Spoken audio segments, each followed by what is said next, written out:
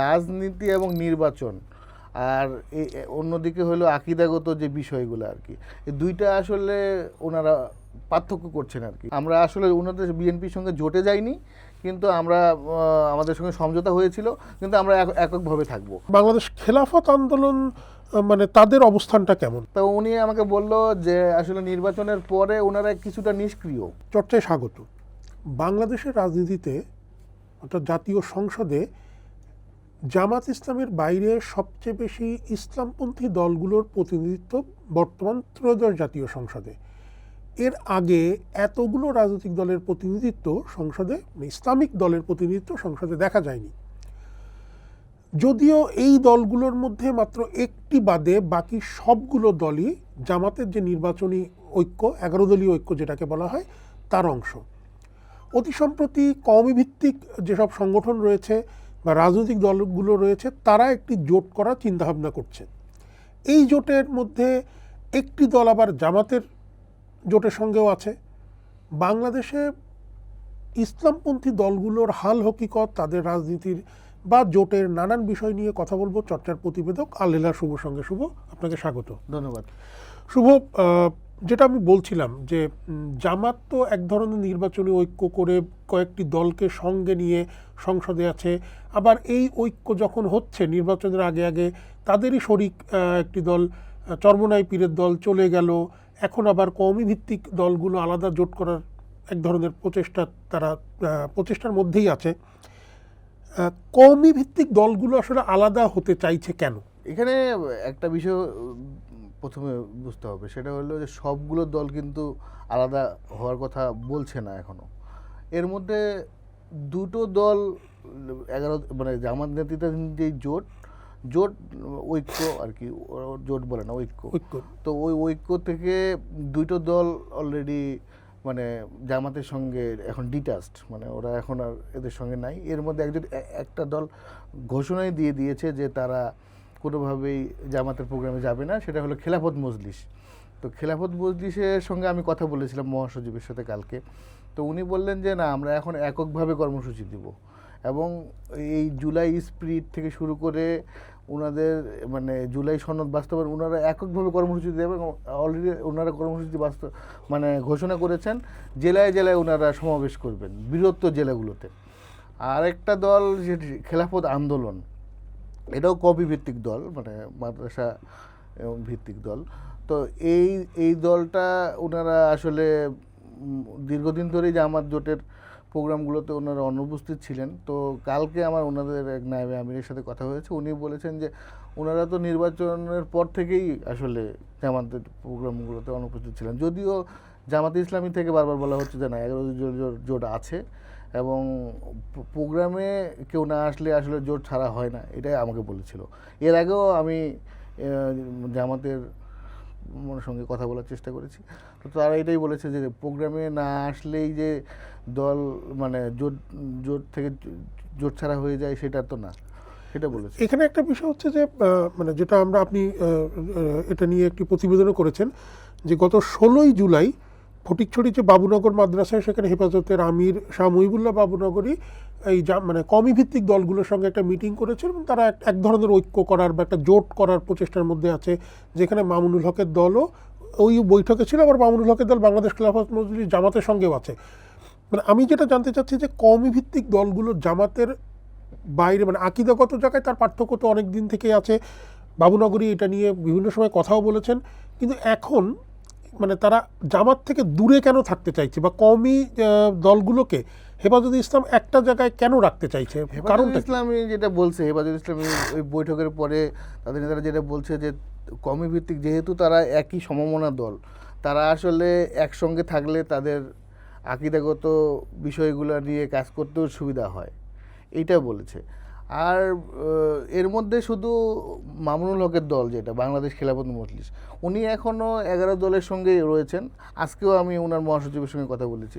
তো ওনাদের যুক্তিটা হলো যে রাজনীতি এবং নির্বাচন আর অন্যদিকে হলো আকিদাগত যে বিষয়গুলো আর কি, এই দুইটা আসলে ওনারা পার্থক্য করছেন আর কি। ওনারা এখানে ওনাদের যুক্তিটা হলো যে আমরা তো রাজনীতির ক্ষেত্রে আমরা জামাতের সঙ্গে থাকতেই পারি, কিন্তু আকিদাগতভাবে আমরা আবার মানে হেফাজতে ইসলামে যেহেতু ওই দিকে আমরা যাব আর কি। তো এখানে আসলে যেটা মেন বিষয় আর কি, যে রাজনীতি তো একটা থাকেই, আছেই, কারণ আকিদাগত বিষয়টা উনি যেটা বলেছেন এটা উনি বলেছেন। এবং এই যে 7 দলীয় যে জোটটা মানে প্রস্তাবনা করা হচ্ছে আর কি, চেষ্টা করা হচ্ছে, অনেকে বলছে যে এটা আসলে ইসলামী ঘরানার দলগুলোকে এক কাতারে রাখার একটা চেষ্টা, এটা কোনো রাজনৈতিক জোট না, এটা আসলে একসঙ্গে মানে উঠা বসা চলাফেরা অনেক দিন ধরে তাদের মধ্যে একটা মানে চলছিল, মানে গ্যাপ ছিল, মানে গ্যাপটা পূরণ করার চেষ্টা তারা করছে। কিন্তু মানে আবার অনেকে বলছে যে না, এটা রাজনৈতিক জোট হবে।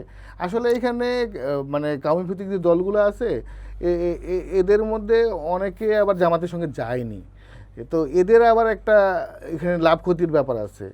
মানে এরকম একটা জোট হইলে এরকম একটা সমীকরণটা এইটাই দাঁড়ায় যে আসলে তাদের একটা লাভ ক্ষতির জায়গা থাকে আর কি। তো দেখা যায় যে মানে সবগুলো দলই আসলে নিজেদের দিন শেষে নিজেদের লাভ ক্ষতিটাই মানে বিবেচনা করতেছে আর কি। মানে এই ক্ষেত্রে মানে আমরা জানি যে কওমি ভিত্তিক দলগুলো মূলত কওমি মাদ্রাসা কেন্দ্রিক সংগঠন আর কি। তো মাদ্রাসাগুলোকে এক রাখার কি কোনো এখানে বিষয় আছে, মানে যেহেতু মাদ্রাসা কেন্দ্রিক রাজনীতিটাই তারা করে থাকেন? হ্যাঁ হ্যাঁ হ্যাঁ, এইটা একটা থাকতে পারে।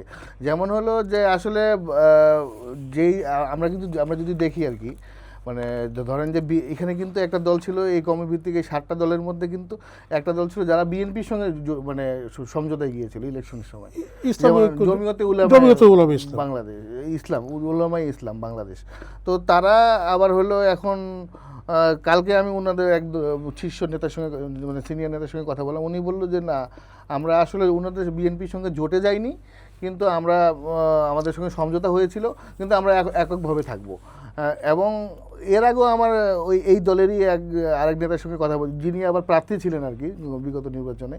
তো উনি আমাকে বলেছে যে আসলে জোট এটাকে জোট বলা আসলে কোনোভাবেই ঠিক হবে না, মানে এই 7 দলীয় যে মানে কওমি ঘটনা, এটাকে জোট বলা ঠিক হবে না, আমরা আসলে এক কাতারে কাজ করতে চাই, ঠিক আছে। এইটাকেই উনি সামনে আনতে, যে এটাকে জোট বলা আসলে ঠিক হবে না, অনেকে জোট বাড়াবাড়ি করে বলতেছে।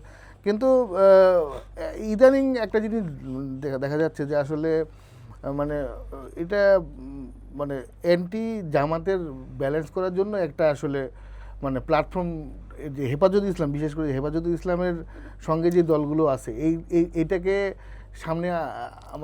সামনে কেমন আনার একটা চেষ্টা চলছে আর কি। মানে এই আমার নিজস্ব অবজারভেশন আর কি।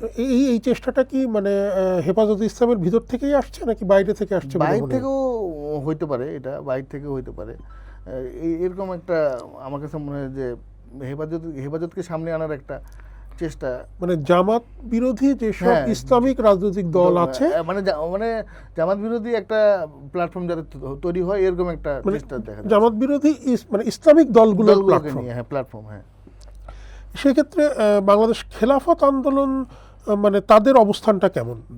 বাংলাদেশ খেলাফত আন্দোলনের আসলে মাদ্রাসা ভিত্তিক মানে কওমি ভিত্তিক দল, যেমন ধরেন যে তারা তো জামাত জোটে ছিল, যেমন ধরেন যে কামরাঙ্গীরচর, লালবাগ এদিকে ওনাদের একটা মাদ্রাসা, বেশ কিছু মাদ্রাসার ওনাদের প্রভাব আছে। আর ঢাকায় আসলে মানে বেশ কয়েকটা ইসলামিক দলেরই মানে মাদ্রাসা কেন্দ্রিক যেই মানে প্রভাব, এই প্রভাবটা আছে। এর মধ্যে জমিয়তে উলামায়ে ইসলামেরও আছে, মামুনুল হকের যে দল, আপনি জানেন যে মোহাম্মদপুর ওনাদের মাদ্রাসা আছে, ওই মাদ্রাসা ভিত্তিক ওনাদের একটা প্রভাব আছে। মানে এক একজনের এক এক জায়গায় মানে মানে এইটা মানে পুরোপুরি একটা মানে মিলেমিশে আর কি প্যাক্ট বলা যায়। নিজাম ইসলাম পার্টি ওনারা এখন পর্যন্ত 11 দলীয় জোটেই আছে, ওনার কর্মসূচিতে জামাতের সঙ্গে অংশ নেই। এই মানে আমরা যখন মানে ইসলামিক দলগুলোকে নিয়ে আলোচনা করি তখন দেখা যায় যে এই কওমি ভিত্তিক দল এবং জামাতের সঙ্গে যারা অ্যালাই করে এরকম দল, মানে এগুলো নিয়ে আলোচনাটা বেশি হয়। বাংলাদেশে আরেকটি ধারা আছে যেটাকে বলা হয় যে মানে সুন্নিপন্থী, হ্যাঁ, বৃহত্তর এই দলগুলোর মধ্যে সম্ভবত ইসলামী ফ্রন্ট, তারপরে বাংলাদেশ সুপ্রিম পার্টি এরকমও আছে, এদের আসলে অবস্থানটা কি এখন, মানে এরা কি করছে রাজনীতিতে? না, ওনারা একটা জোট করেছিলেন ইলেকশনের আগে, সেটা বৃহত্তর সুন্নি জোট যেটার নাম আর কি। তো ওনাদের মানে এই জোটের বাংলাদেশ ইসলামিক ফ্রন্টের যিনি চেয়ারম্যান, ওনার সঙ্গে আমার কথা হয়েছিল, মানে হয়েছে আর কি এই রিপোর্টটা করতে গিয়ে। তো উনি আমাকে বলল যে আসলে নির্বাচনের পরে ওনারা কিছুটা নিষ্ক্রিয়, উনি স্পষ্ট এইটা বলেছেন। এবং উনি বলেছেন যে আসলে আমরা জোট বহাল আছে, জোট ওনাদের যে জোট আছে, কিন্তু এখন কিভাবে নিয়ে আসবে এটা নিয়ে আসলে ওনারা এখনও বসে নাই এর মধ্যে। তো এটা বসে ওনারা আসলে ঠিক করবে। আর একটা দল এর মধ্যে ধরেন যে ইসলামিক দল আছে জাকের পার্টি। তো জাকের পার্টি ওনারা নির্বাচন করবে বলছে, কিন্তু ওনারা বলছে যে ওনারা কোনো জোটে যাবে না। তাদের রাজনীতির ধারাটাও একটু আলাদা, একটু সুফিবাদী ধারা রাজনীতিটা তারা করেন। শুভ, আপনাকে ধন্যবাদ। চর্চার প্রতিবেদক আল হেলাল শুভ বাংলাদেশের ইসলামিক রাজনৈতিক দলগুলোর নানা মেরুকরণ, তার নানা হিসাব নিকাশ নিয়ে কথা বলছিলেন। এই যে নতুন একটি মেরুকরণ করার চেষ্টা চলছে, একটি নতুন প্রক্রিয়া করার চেষ্টা চলছে, সেটি আগামী দিনের রাজনীতিতে, স্থানীয় সরকার নির্বাচনে এবং চতুর্দশ সংসদ নির্বাচনে ভোটে কি ধরনের প্রভাব পড়বে তা সময়ই বলে দেবে।